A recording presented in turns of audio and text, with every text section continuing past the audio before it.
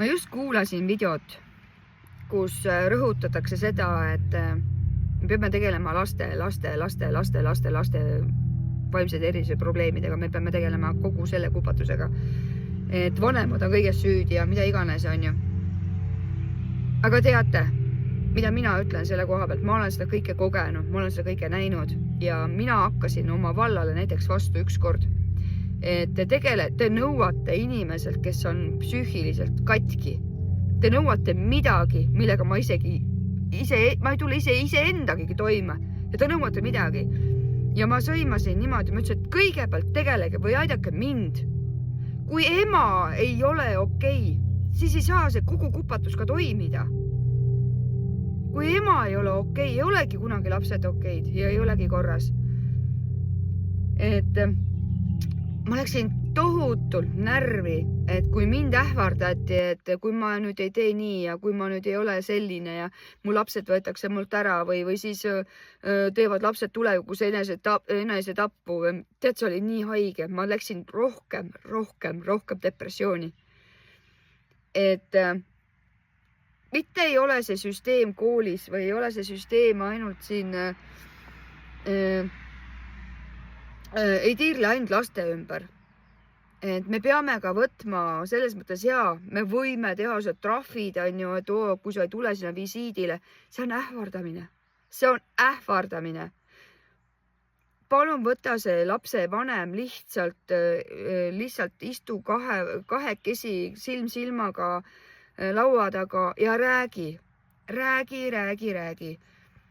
Et mina olin aastaid vait.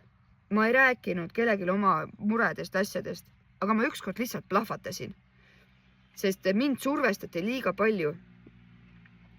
Ja siis oligi niimoodi, et ma räägin, ma sõimasin valla näo täis. Ma sõimasin sõna otseses valla näo täis. Te nõuate midagi, milleks ma ei olnud tol hetkel suuteline. Et see süsteem ei toimi ka nii pidi, et me tegeleme ainult lastega. See pea mädaneb sealt ülevalt poolt.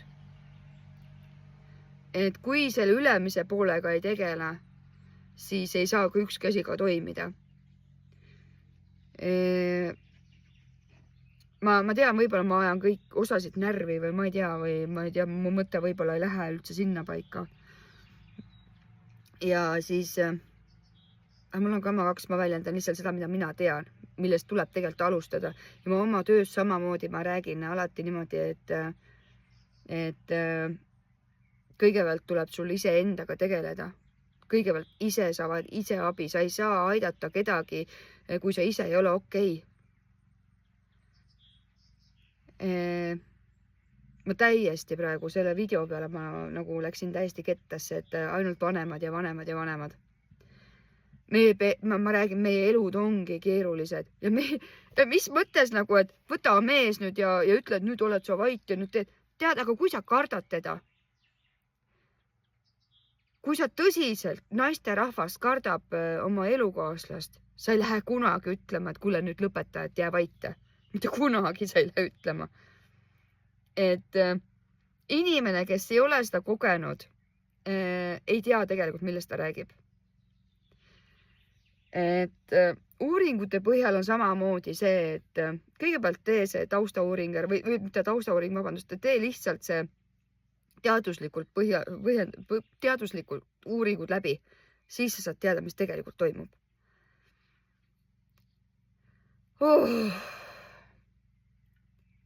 Jopenpuh, ma läksin jumala kettasse. Aga aitäh, kuulasite.